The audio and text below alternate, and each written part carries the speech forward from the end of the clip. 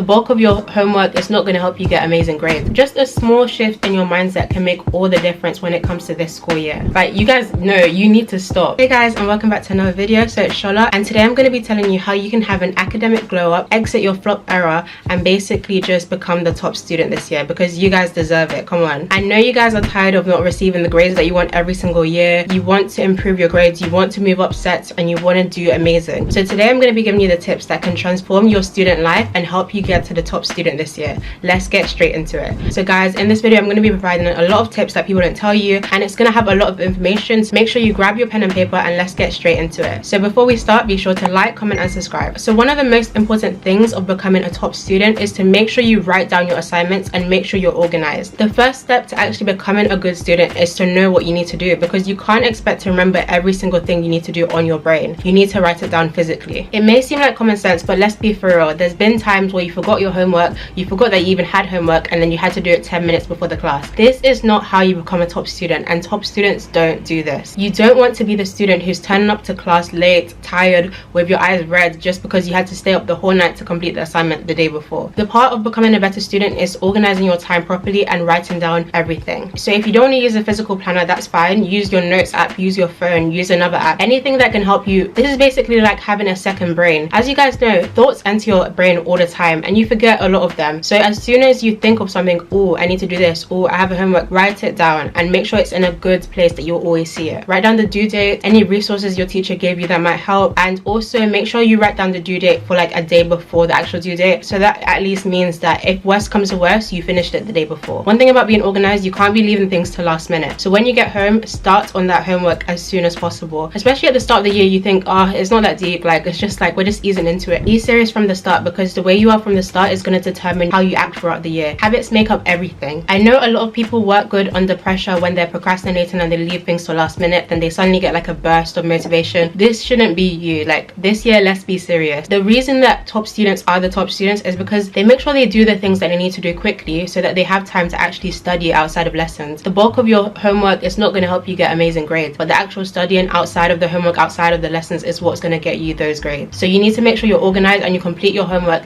and your assignments as soon as you can. As I said before, organization is important, and that brings me on to today's sponsorship, which is Scrintor. So Scrintor has kindly sponsored this video, and they're basically a new upcoming productivity note-taking app. If you guys like mind maps, then you need to check out this app because it's actually amazing. So this new academic year, I was basically looking for a good way to organize my notes and also to put ideas on paper, because sometimes the standard way of writing notes is not the perfect way for certain topics, such as sciences. So with Scrintor, you can brainstorm, develop ideas, you can basically build an entire overview of subjects in one place. When you open Scrintor, you basically get this virtual desk. So think of your normal desk, but it's basically a virtual one. You can basically have everything on this desk, but you can make it organized. So what you do is you add cards, and these cards can contain text, they can contain videos, pictures, anything. So once you do all of this, you basically make something called a board. The thing I like the most about Scrintor is that you can make really detailed topic summaries that will help you for your exam, especially when it's last minute before your exam, you don't know where to go, you're going on all these websites. Having everything in one place makes things really easy, and it's definitely a lot more reassuring than looking everywhere. This method of taking notes is actually really effective, and it also helps you understand topics, because you can either go into depth or you can talk about a topic broadly and make more links to that topic using different cards. This is honestly a very cool and upcoming app, so definitely be sure to check it out using my link in the description. This is definitely going to make your student life a lot more easy and productive. If you want to improve your notes this year using Scrintor, be sure to use the code SHOLA30 for 30% off the Personal Pro package, and also be sure to check out the link in my description to try Scrintor for the first time. So my second tip to becoming a top student is to write down and visualize all your goals for the year. A professor called Dr. Gales Matthew did a study of 267 participants about the effectiveness of goal making. What they found would shock you. She said that you're 42% more likely to achieve your goals just by writing them down. Think about it. That is almost a 50% chance greater that you will achieve your goals just by writing it down. That is actually amazing. So guys, right now, after watching this video, get a piece of paper and write down what you want to achieve the year. Write down some tangible, achievable goals that you want to have this year. So for example, let's say you want to get an A star in biology, write it down. Let's say you want to be more organized, write it down. Let's say you want to start doing your homework on the same week that it's set or something, write it down. Write down all these things, as big as it may seem or as small as it may seem. Writing these all down, visualizing it, and actually imagining yourself achieving those goals is the step closer to actually achieving those goals. So if you write these down, you can either make it a aesthetic, you can just make it a plain sheet of paper, stick it on your wall or put it on your desk. Every time that you see it, it's going to motivate you to work towards that goal. I know back then when I was doing GCSEs, when I was doing A-levels, I did not want to study most of the time, but every time I didn't want to study, I would visualize my dream university, my dream degree, my dream job, and my life surrounding that job, and then my dream life. And I would think me not studying is basically dragging me away from my goals and stopping me from achieving what I need to achieve. So that's why I was like, these goals, I'm going to achieve them. Just by writing them, you feel more motivated. So definitely be sure to do that. The biggest regret that people have when they reach the end of their life is that they didn't do enough. They didn't do this, they didn't do that, they didn't achieve their goals. You don't want to be that person. I know you don't. So guys, be sure to put in the work. So essentially, get down a scrap piece of paper, start by writing at least 3 achievable goals, and make sure that these goals are not vague. So what I would say is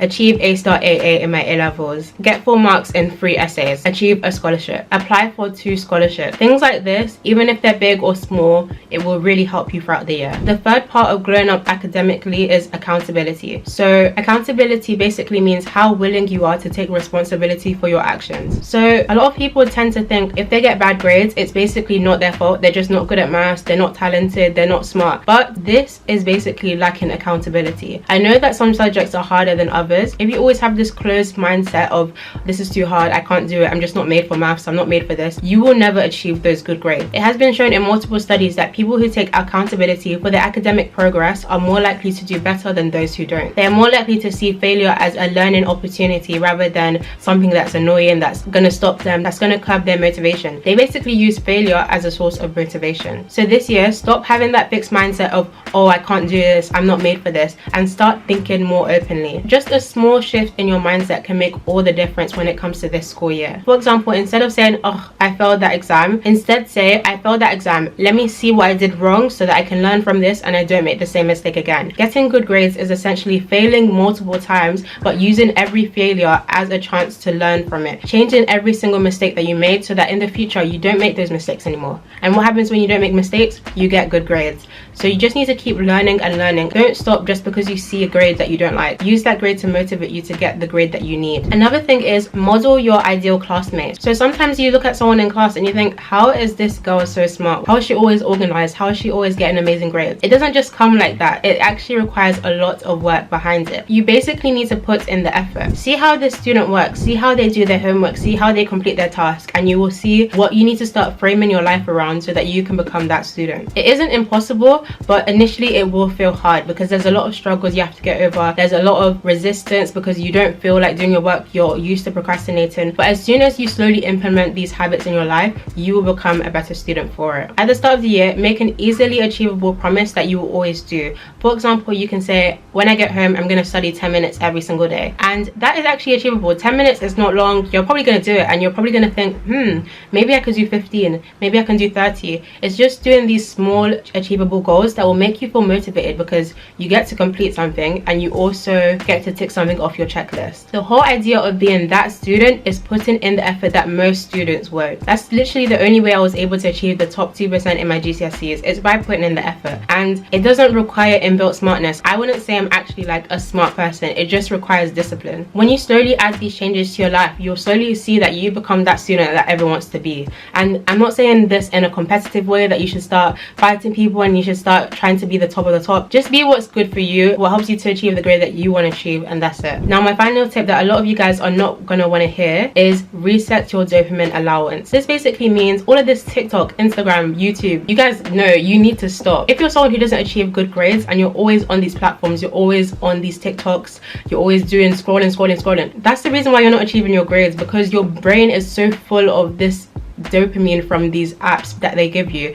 And that's the reason why these apps are created like this. They're created to waste your time. They're created to consume you. And if you let it consume you, you're not going to achieve what you want to achieve. You're going to look back and think, what did I actually do with my life? Like, you can't be using these apps all the time. And that's not to say delete all of them, start like living in a cave, don't do anything. But it is to say set limits. And if you can't set limits, if you're always getting distracted, delete the app, and then download it later on. Do the work that you need to do, and then you can download it as a reward. Really recognize if you have an addiction this year, because if you don't, you will see that at the end of the year you will look back and think, I should have deleted it at the start. And if you can delete it and stay off it, then I applaud you. Don't get me wrong, the first few days or hours of deleting it's going to feel hard, you're going to be bored, but use that boredom and actually just pick up your book and revise. That's honestly what you need to do, especially if you're not achieving the grades that you want to achieve. A lot of us tend to self-sabotage a lot, so basically we can feel the pressure creeping in. We see that we have a lot of assignments and tests and things to do, and we're just so stressed out. So then what do? We go on our phones and we spend hours and hours watching TikToks, scrolling, and basically achieving nothing. And then at the end of the day, you're not even gonna remember any of the TikToks that you watched. So instead of doing this self-sabotage, delete it. Just remove the temptation entirely and do your work. I know it's gonna be hard, so push through. And also, every time that you feel stressed, you want to go on TikTok, you want to do this, visualize yourself achieving your goals and achieving your dream life, and you will feel so much better. It will all be worth it in the end. So guys, that is the end of the video. I really hope you enjoyed it, and I really hope you found it useful.